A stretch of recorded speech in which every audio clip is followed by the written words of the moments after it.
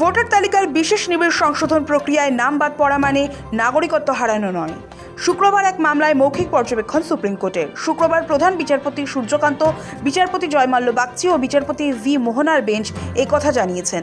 বিচারপতি বাগচি বিহার এসআইআর মামলার রায় উল্লেখ করে জানান, নির্বাচন কমিশন নাগরিকত্ব নির্ধারণ করতে পারে না, বরং সন্দেহজনক কোনো ব্যক্তির নাম ভোটার তালিকা থেকে বাদ গেলে তার নাগরিকত্ব নির্ধারণের জন্য কেন্দ্রের কাছে আবেদন করা নির্বাচন কমিশনের দায়িত্ব বলে জানিয়েছে সুপ্রিম কোর্ট।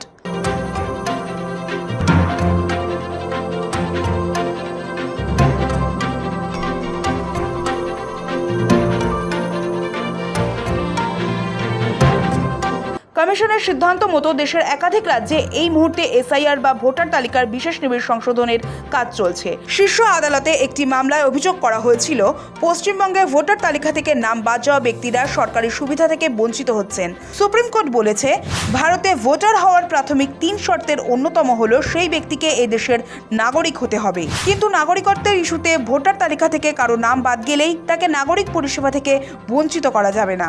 ধরে নেওয়া যাবে না যে তিনি ভারতীয় নাগরিক নন। পশ্চিমবঙ্গে এসআইআর প্রক্রিয়ায় বিচারাধীন থাকার পর নাম বাদ যাওয়া ভোটারদের জন্য তৈরি হয়েছে আপিল ট্রাইব্যুনাল। সেখানে প্রায় 34 লক্ষ আবেদন জমা পড়েছে। কিন্তু অভিযোগ, ট্রাইব্যুনালের কাজ খুব ধীর গতিতে হচ্ছে। মাত্র 38,000 আবেদনের শুনানি হয়েছে। তার মধ্যে 70% আবেদনকারীর নাম ভোটার তালিকায় যুক্ত হয়েছে। বিপুল সংখ্যক আবেদন অমীমাংসিত থাকা সত্ত্বেও পশ্চিমবঙ্গ সরকার ভোটার তালিকা থেকে নাম বাদ পড়া ব্যক্তিদের পাবলিক ডিস্ট্রিবিউশন সিস্টেম ও অন্নপূর্ণা যোজনার সুবিধা প্রদান এবং এমনকি জাতিগত শংসাপত্র ইস্যু করা থেকেও বঞ্চিত করার বিষয়ে বিজ্ঞপ্তি জারি করেছে। এই পরিস্থিতিতে ট্রাইব্যুনালের কাজে আরও গতি আনতে ও সুষ্ঠুভাবে এগিয়ে নিয়ে যেতে মামলা দায়ের হয়েছিল। সেই শুনানিতে এমনটাই মৌখিক পর্যবেক্ষণ আদালতের। এই মামলায় অন্তর্বর্তী পর্যবেক্ষণের শীর্ষ আদালতের বিচারপতি জয়মাল্য বাগচি বলেন, এই ইস্যুতে বিহারে এসআইআর এর পরও শীর্ষ আদালতের দৃষ্টি আকর্ষণ করা হয়েছিল।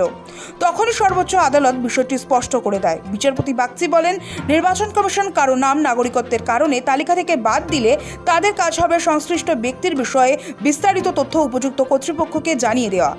এই ব্যাপারে উপযুক্ত কর্তৃপক্ষ হল স্বরাষ্ট্র মন্ত্রক। দেশের শীর্ষ আদালতের পর্যবেক্ষণ, নাগরিকত্বের বিষয়টি উপযুক্ত কর্তৃপক্ষ নিশ্চিত না করা পর্যন্ত কাউকে সুবিধা থেকে বঞ্চিত করা যাবে না। ধরে নেওয়া যাবে না যে তিনি ভারতের নাগরিক নন। ব্যুরো রিপোর্ট, সময়, কলকাতা।